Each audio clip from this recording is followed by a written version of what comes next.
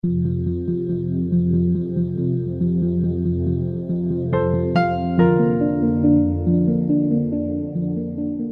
glaucoma es una enfermedad progresiva e irreversible del nervio óptico, en la cual vamos viendo que va adoptando una serie de cambios característicos del glaucoma y en los cuales con el tiempo empezamos a ver que hay una reducción progresiva de la visión a nivel del campo de visión. La causa principal es un aumento de la presión intraocular. ¿Cómo se produce ese aumento? Dentro del ojo tenemos un líquido que es el humor acuoso que tiene que estar continuamente produciéndose y drenándose, vaciándose del ojo. La producción siempre se mantiene constante, pero en algunas personas el vaciado empieza a tener problemas para funcionar correctamente, de manera que la presión aumenta. ¿Cuál es la presión normal? La presión normal está entre 10 y 21 milímetros de mercurio. Hay personas que con una presión por encima de 21, 24, 25 no desarrollan nunca un glaucoma y personas que con una presión de 18 a 19 pueden desarrollar el glaucoma. ¿Por qué es esto? Porque depende de la sensibilidad o de la resistencia que ese nervio óptico tenga al aumento de la presión intraocular, de manera que siempre tenemos que valorar ambas cosas. El glaucoma es la segunda causa de ceguera en el mundo, por detrás de las cataratas, pero es la primera causa de ceguera irreversible. Se estima que unos 76 millones de personas padecerán glaucoma en el año 2020.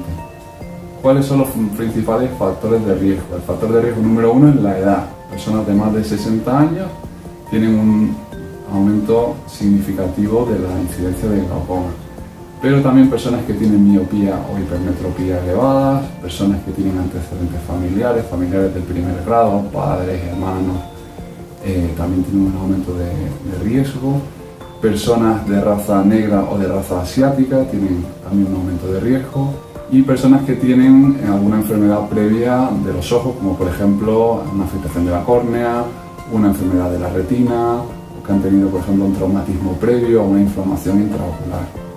También hay que tener en cuenta una serie de enfermedades generales, como por ejemplo la diabetes, la hipertensión, la aterosclerosis, que de forma directa o indirecta producen una, mayor sensibilidad del nervio óptico en algunas ocasiones a ese aumento de presión y en otras directamente producen un aumento de la presión dentro del ojo. Por eso hay que tener muy en cuenta el estado general del paciente en todo caso. No nos dedicamos a ver ojos, sino nos dedicamos a ver personas y eso en el glaucoma es fundamental. Los síntomas del glaucoma van a depender del tipo de glaucoma que tengamos. Podemos dividirlos en glaucomas crónicos y glaucomas agudos, podemos dividirlos en glaucomas primarios, glaucomas secundarios, lo podemos dividir en glaucomas de ángulo abierto, de ángulo cerrado.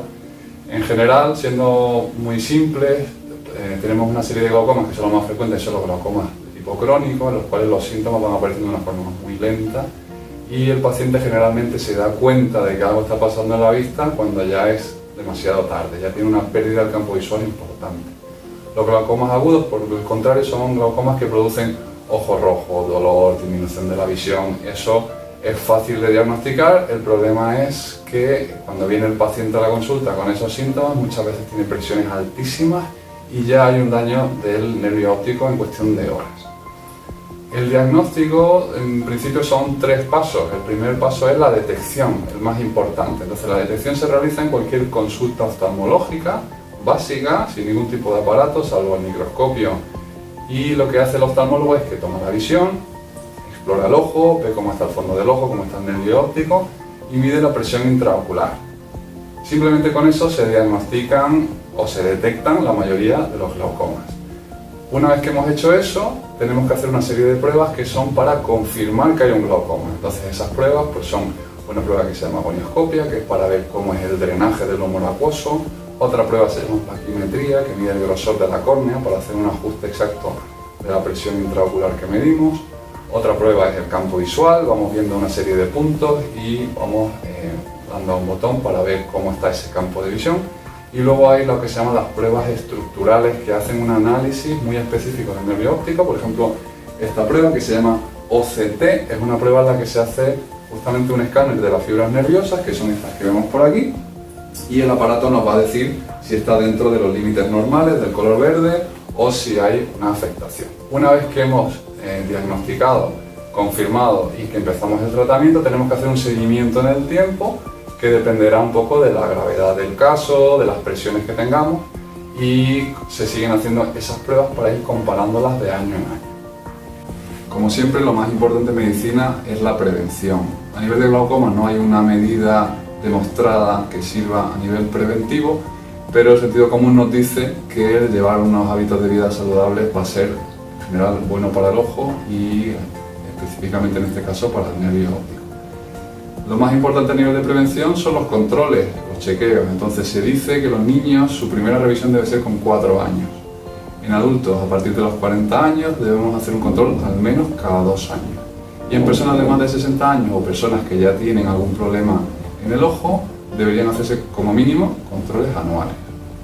El tratamiento, la primera medida suele ser el tratamiento con colirios. Los colirios normalmente se utilizan 1 o 2 veces al día. Hay combinaciones, hay veces que tenemos que utilizar 2 tipos de colirios diferentes, dependerá de cada caso.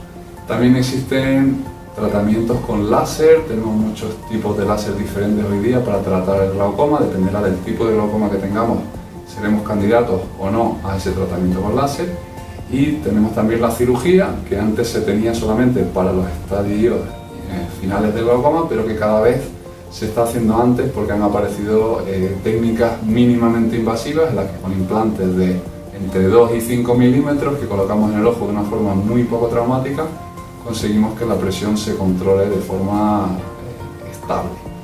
Las cirugías clásicas, que son las que mejor funcionan, las que más bajan la presión, pues suelen ser la trabeculectomía, la esclerectomía profunda no perforante, que no es tan antigua pero que está funcionando fantástico, y los implantes de drenaje, que son una especie de válvulas que se implantan en el ojo y que son un poco la última opción que tenemos. A nivel de pronóstico, por suerte, si se detecta la enfermedad pronto, si el paciente es estricto con los controles, con los tratamientos, la mayoría de pacientes, me atrevería a decir que más del 90% de los pacientes, mantienen una muy buena visión o una visión útil para su día a día a lo largo de toda la vida.